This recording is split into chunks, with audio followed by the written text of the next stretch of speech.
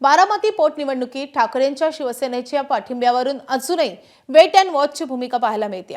काँग्रेस सोबत महाविकास आघाडीतील संबंध आपले चांगले राहावेत, आघाडी म्हणून आपण काँग्रेस सोबत आहोत हे एक प्रकारे दिसावं, तर दुसरीकडे ठाकरे शिवसेना सुनेत्रा पवार यांच्या विनंतीचा विचार करून काँग्रेस उमेदवाराला सध्या पाठिंबा न देता दोन्ही पक्षांसोबत आपले संबंध चांगले ठेवण्याचा प्रयत्न करताना दिसतेय।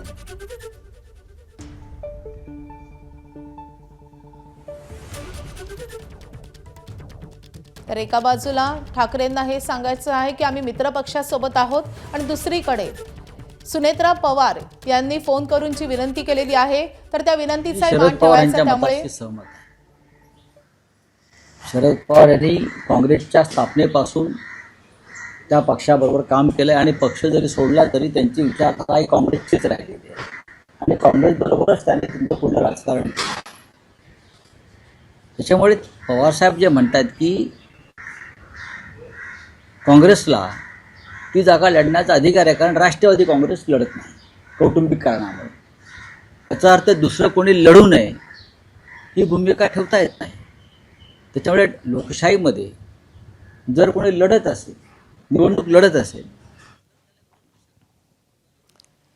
या संदर्भात अधिक माहिती देण्यासाठी आपले प्रतिनिधी वेदांत नेब आपल्या सोबत आहेत। वेदांत, शिवसेनेची ठाकरेंच्या शिवसेनेची या मुद्द्यावरून कशी कोंडी झालेली आहे, का ठाकरेंकडून ठोस अशी भूमिका जाहीर केली जात नाहीये?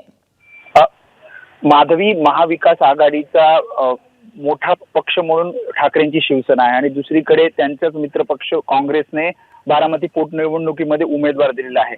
त्यामुळे काँग्रेसच्या उमेदवाराला अद्यापही त्यांनी पाठिंबा दिला नाही। मात्र दुसरीकडे सुनेत्रा पवारांनी उद्धव ठाकरेंना फोन केला, त्यांनी सांगितले की माझ्या उमेदवारीला उद्धव ठाकरेंनी पाठिंबा द्यावा, त्यावरही अद्याप निर्णय झाला नसल्याचं ठाकरेंच्या शिवसेनेकडनं सांगण्यात येत आहे। तर दुसरीकडे छगन भुजबळ असं म्हणतात की ठाकरेंच्या शिवसेनेकडे म्हणजे उद्धव ठाकरेंनी पाठिंबा दिलेला आहे, मात्र अधिकृत निर्णय होत नाहीये। कारण एकीकडे ठाकरेंच्या शिवसेना जी रणनीती कळतीये त्यामध्ये काँग्रेस सोबतचे संबंध महाविकास आघाडीमध्ये चांगले ठेवायचे आहेत, दुसरीकडे सुनेत्रा पवारांनी जी विनंती केली आहे त्याचा सुद्धा मान राखायचा आहे। मात्र यामध्ये ठाकरेंच्या शिवसेनेची कोंडी झाली आहे। असं कळतंय की अर्ज मागे घेण्याचा दिवस म्हणजे उद्या कदाचित यावर अधिकृत भूमिका ठाकरेंची शिवसेना जाहीर करेल। जर काँग्रेस उमेदवारांनी जर अर्ज मागे घेतला तर दोन्ही पक्षांसोबतचे संबंध ठाकरेंच्या शिवसेनेचे चांगले राहतील।